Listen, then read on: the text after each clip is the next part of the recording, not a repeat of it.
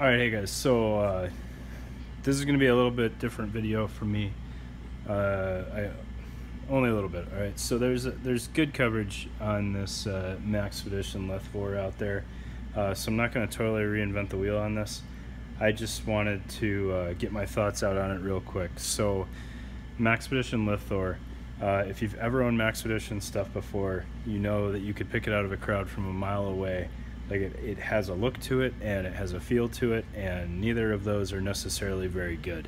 Right? They had that asinine setup for a very long time where they would do the molly webbing on top of the Alice webbing, and it never worked very well either way, and it just, in my opinion, looked about as good as it was useful, which was not much. So they've moved away from that. You could also tell basically by touch what a Maxpedition product was, because they had some really goofy materials that, quality or not, didn't feel right.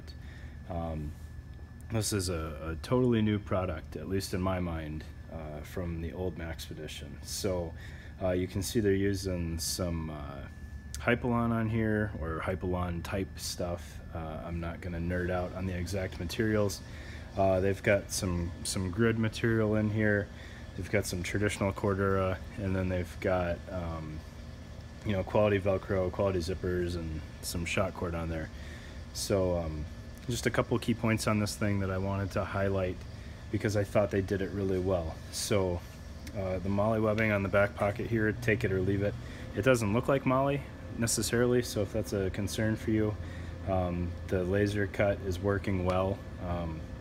But what I really like is that they moved this pocket up, and then they gave you the shot cord down here, so you can actually use this and it doesn't make the pack huge. You're basically, you can put your rain jacket or something that you don't want in your bag, maybe a pair of running shoes if you're using this as a gym bag, and it's not making the bag any bigger because it's offset from the pocket. Whereas if you're using the molly webbing, you know, you're making your turtleback even bigger.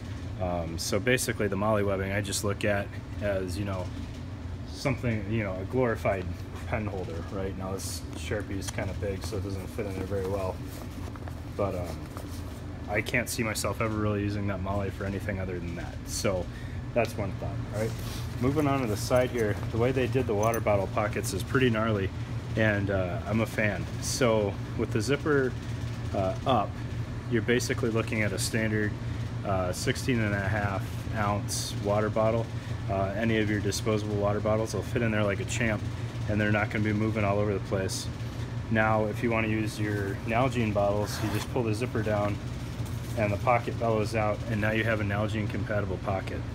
So I think that was really cleanly done. I think it's worth noting, and it's a pretty neat feature. And then you've got some shot cord retention in there too, so that's pretty awesome in my mind. All right, looking at this front pocket here, it opens up really big, almost full clamshell, and I think they did the organization really well.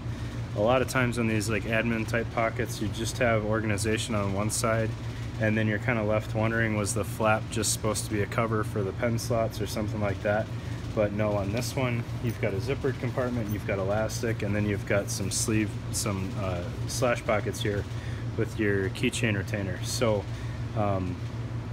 you're not left wondering like what you're supposed to do with that goofy size void, right? You just use the organization that's in here and then zip up the pocket, and you've basically used it the way it was meant to be used. And then the last feature on here that I want to show is this thing is a full clamshell, which we're starting to see more in these smaller packs these days, but still not enough in my mind. You know, it's rare that you're not going to be using these packs in a place where you can completely lay it out and you're not worried about getting your stuff all muddy and dirty and stuff. Like, this is an awesome office type backpack or travel pack or something like that. This would make an amazing carry-on because you can get to everything. It's got good organization in here. You got a pocket up here. You've got a like a laptop sleeve or tablet sleeve in here, and then you've got some little organizer sleeves on the side. So, you know, the Maxpedition Lithvore, I started this ready to say it's not worth the price that Maxpedition charges, which is 150 bucks. But when I looked at it online, they are all over the place for $100, and I think at $100 this thing is a solid pack. Some of the competitors out there that I can think of are like some of your Blue Force gear packs, which are going to be a little bit more pricey. Your London Bridge Trading 14-liter pack, I think at $100 this is a better pack than that. Not the exact same pack, but I think this offers more for your value, and it's the Lithvore has 3 extra liters of capacity as well. So, you know, it's got good structure to it, good materials, it's fairly water resistant, and I think they did the layout really well. So Maxpedition Lithvore, take a look at this thing, guys. I think you'll really like it, and it's definitely a departure from the Maxpedition that we're all used to.